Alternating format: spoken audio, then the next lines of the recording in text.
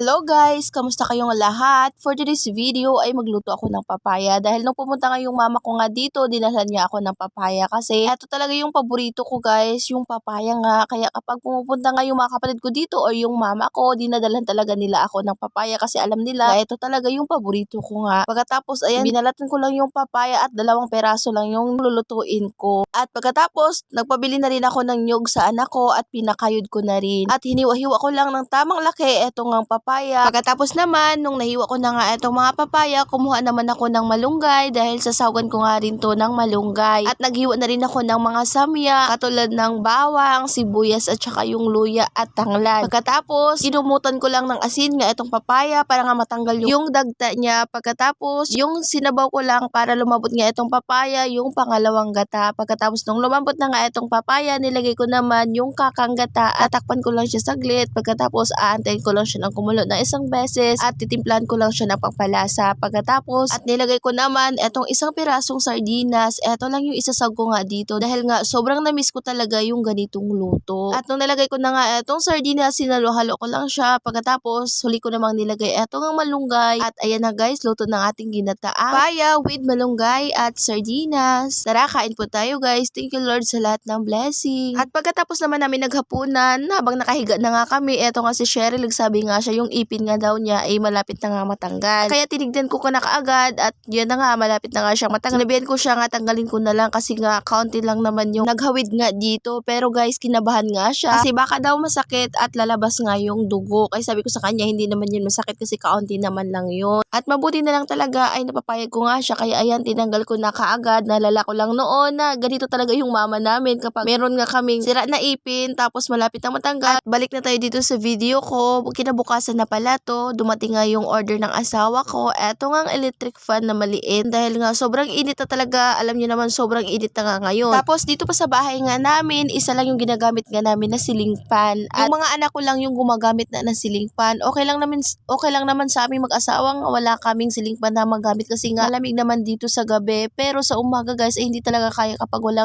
kang magagamit na electric fan or ceiling fan dahil sobrang init ka. At lalo na kapag galing nga ako sa eskwelahan, sumusundo sa mga anak ko, pagdating ko sa bahay, sobrang init talaga, parang di ako makakahinga sa sobrang init. Kaya buti na lang talaga at medyo nakaluwag-luwag nga kaya bumili nga yung asawa ko ng ganito. Maliit nga lang to siya pero malakas naman yung buga niya ng hangin at affordable naman yung presyo nga niya at sa Orange app nga lang to nabili ng asawa ko. At okay lang na maliit, ang importante meron nga kaming magagamit dahil hindi talaga pwede kapag walang ceiling fan kasi sobrang init talaga ngayon. At pagkatapos naman assemble ng asawa ko yung electric fan na nabili namin, ayan, nagluto naman ako ng mauulam nga namin ngayong tanghali at nagprito lang ako ng isda. At habang hinihintay ko nga na maluto etong pritong isda, naghiwa naman ako ng kamatis at saka sibuyas kasi gusto ko talaga sausawan nga sa pritong isda guys, yung toyo at saka kalamansi na merong kamatis at saka sibuyas. At nagpakulo na rin ako ng 1 pirasong itlog para kay Cheryl kasi nga ayaw daw niya kumain ng isda ngayon. At yan lang muna for today's video. Maraming salamat po sa inyong panonood.